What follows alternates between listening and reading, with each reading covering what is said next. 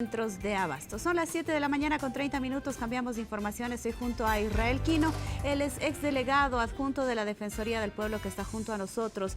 ¿Cuáles son las propuestas para esta reconstrucción del poder político? Y el tema del derecho electoral, sin duda, son preocupaciones para todos los bolivianos. Israel, bienvenido, es un gusto tenerte con nosotros y siempre poder conversar contigo. Muchas gracias, Valeria, muy buen día, un cordial saludo al pueblo boliviano a través de RTP. De pronto, prever este espacio, Valeria, para compartir 7 ideas concretas en relación a la coyuntura política que atraviesa el país. Y creo yo que un primer elemento, como que todos estamos en ello, es pedir la pacificación del país, pero no solamente una pacificación que tenga que ver con los sectores en este momento movilizados, sino a través de un acuerdo, ¿no? Este fin de semana hubo un pronunciamiento importante de varias organizaciones que trabajan en materia de derechos humanos, la participación de las iglesias, el rol de la Defensoría del Pueblo, que en este momento, obviamente la comunidad internacional, llegó un delegado de las Naciones Unidas, OEA, comunidad internacional, que en este momento están propiciando el diálogo, ¿no? Entonces creemos que el primer punto, el primer elemento a tomarlo en cuenta es un acuerdo político de pacificación en cuanto al elemento social, pero también de viabilidad constitucional, Valeria. No, recordemos que tras este elemento de la sucesión constitucional existe un mandato para la presidenta actual en función de gobierno. Y ese es el elemento que hay que interpretarlo bien. Actualmente no se tiene un mandato de 90 días en los cuales deba haber elecciones, convocatoria de elecciones presidenciales. Lo que el mandato de la Constitución, el 170, dispone que en 90 días tras la sucesión presidencial se deberá convocar a elecciones, lo que no implica administrar el proceso electoral en sí, solamente convocar a elecciones generales. En ese periodo, actualmente, la presidenta en actual funciones puede realizar esta convocatoria. ¿Y qué vías planteamos para aquello? Un primer elemento respecto a la convocatoria, ¿no? Hablamos de un acuerdo, primero un acuerdo político que facilite la pacificación en el país y la viabilidad constitucional respecto a la normativa electoral. Un segundo elemento, la interpretación del 170 respecto a la convocatoria a elecciones generales, que no son 90 días, puede prorrogarse mucho más.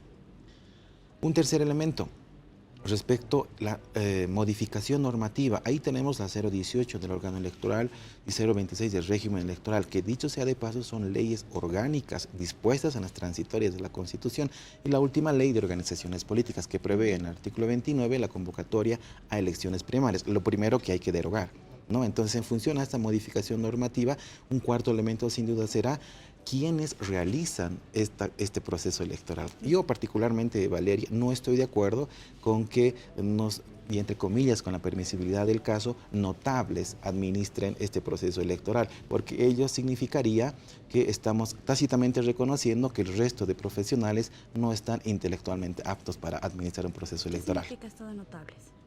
Lo que hemos ido escuchando de algunos voceros políticos, de seleccionar de todo el país a 6 personalidades y entre ellas, vía acuerdo político, nombrarlas como vocales del Tribunal Supremo Electoral. Pero el vacío no solamente es en el Tribunal Supremo Electoral, Valeria, sino en los 9 tribunales departamentales electorales.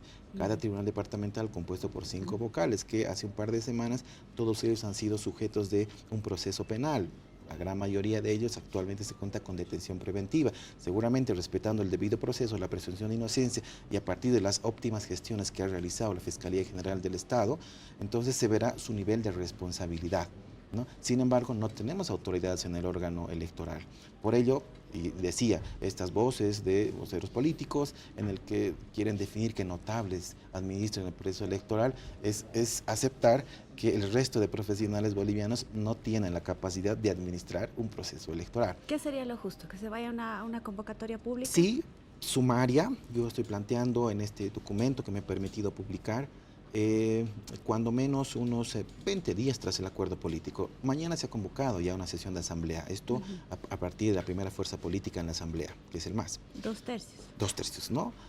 Pero el producto, el resultado de ese, si ustedes quieren, modificación normativa electoral, tiene que ser producto de un acuerdo, porque seguimos en tensión social, ¿no? Entonces, para destrabar aquello tiene que haber un acuerdo, que ya está avanzando, se está avanzando en aquello. Por ello es plausible también el rol del doctor Jerjes Justiniano, actual ministro de la Presidencia, que está posibilitando esas vías de diálogo y se han mostrado, ¿no?, muy abiertos a generar este cuerpo normativo. ¿Qué debería de prever este cuerpo normativo?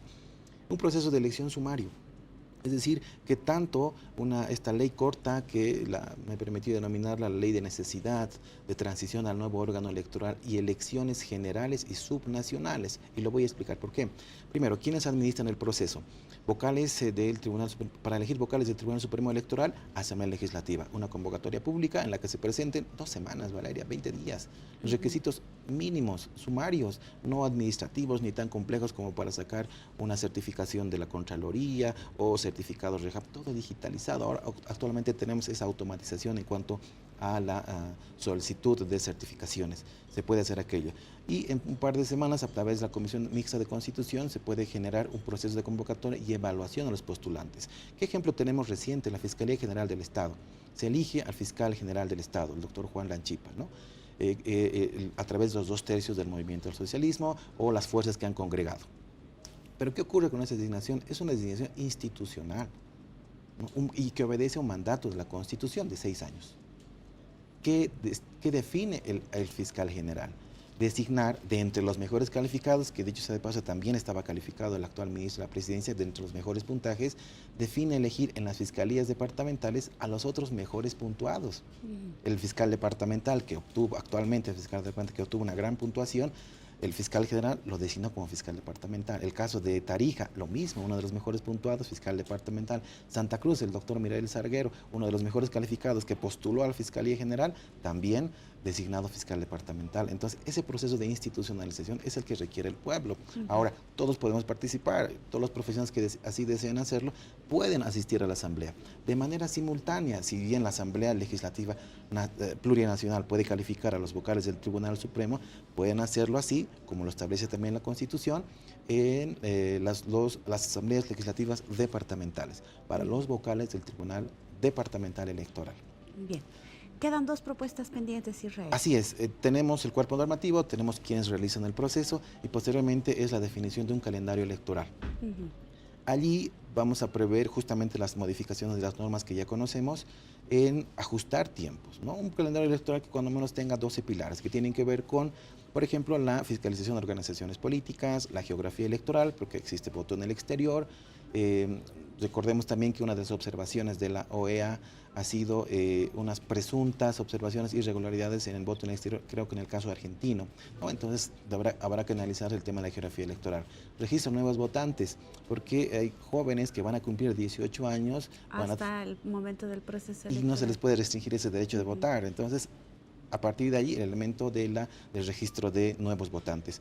Registro y habilitación de candidatos. Y esto es importante, Valeria. ¿Quiénes participan? ¿No? Sería, tal vez, y eso habrá que ver en un control de constitucionalidad, si las nuevas autoridades del Tribunal Supremo Electoral van a intentar tocar cuando menos la personería jurídica de los partidos actualmente o que participaron. Eso sería inconstitucional, ¿no? Porque todos tienen derecho a participar, a elegir y ser elegidos, ¿no? A partir de allí, ¿quiénes se presentan? ¿No? Se presentarán seguramente las últimas fuerzas políticas que han participado o nuevas, y eso también tiene que aperturarse el calendario electoral a la posibilidad de conformar nuevas alianzas, agrupaciones ciudadanas o agrupaciones políticas. Habrá que recordar el movimiento cívico a través de su presidente del comité, ¿no? Ahora un liderazgo interesante que desde luego va acercándose a las elecciones presidenciales, ¿no? Cuando menos participar, directa o indirectamente. Después vamos a tener el control de una papeleta de sufragio, que es necesario. Luego veremos el tema de la propaganda electoral, fortalecimiento democrático, jurados electorales, cómputo, proclamación de datos, segunda vuelta, repetición de votación y proclamación de resultados, ¿no? 12 pasos, 12 pilares que tiene que tener el calendario electoral. ¿Cuál es el penúltimo punto que yo planteo? Y por ello esta propuesta de fusionar 2 procesos electorales, Valeria. El año 2015, más de 16 millones de dólares dispuestos al órgano electoral para administrar elecciones subnacionales. Este año 2019, más de 30 millones de dólares para administrar el proceso eleccional de elecciones presidenciales. En los últimos 14 años tenemos aproximadamente más de 170 millones de dólares en presupuestos para elecciones generales o en procesos electorales. Entonces, si usted convoca en este momento a elecciones generales presidenciales, va a tener entre febrero y marzo probablemente las elecciones del momento en el que uno vaya a sufragar. Y un mes después las elecciones al alcalde y gobernaciones. Entonces, de ahí la propuesta de fusionar ambos procesos en el cual el ciudadano vaya a votar para su alcalde y concejales, gobernador, asambleas departamentales, diputados y presidente del Estado. Finalmente, Valeria, y creo que sería la propuesta que es una vía, pero quizás la menos recomendable, y la del decreto supremo. Hay un precedente del año 2005 que ha posibilitado aquello. Hace un par de, creo que ayer el expresidente Rodríguez Belcé tuiteó y dijo que lo del 2005 se posibilitó gracias a la renuncia de intereses, ¿no? Pero se posibilitó una convocatoria de elecciones, inclusive modificación de escaños parlamentarios vía decreto supremo. ¿Qué pasó con la sucesión presidencial? Cuando se ejecuta, se aplica la sucesión presidencial en la Asamblea Legislativa, el Tribunal Constitucional, por lo menos sin ningún tipo de solicitud que no sea público, que no conocemos, ha emitido un comunicado. O sea, no es una sentencia constitucional, no es una declaración constitucional la que emite el Tribunal Constitucional Plurinacional avalando la sucesión, pero sí emite un comunicado indicando que esta es la interpretación correcta que debe realizarse, ¿no? Entonces tenemos ahí unas muestras del Tribunal Constitucional que también pueden ejercer su control de constitucionalidad al decreto supremo de convocatoria de elecciones, inclusive designación de vocalías, y que puede declarar la constitucionalidad de esa medida vía decreto supremo del órgano ejecutivo. Bien, Israel, agradecerte mucho por estar junto a nosotros, que todas estas propuestas lleguen a las autoridades de nuestro país y se las puedan tomar en cuenta para un mejor trabajo y un mejor desempeño por nuestro país. Gracias, le decimos a Israel Quino, exdelegado adjunto de la Defensoría del Pueblo que ha estado junto a nosotros. 7 de la mañana con 42.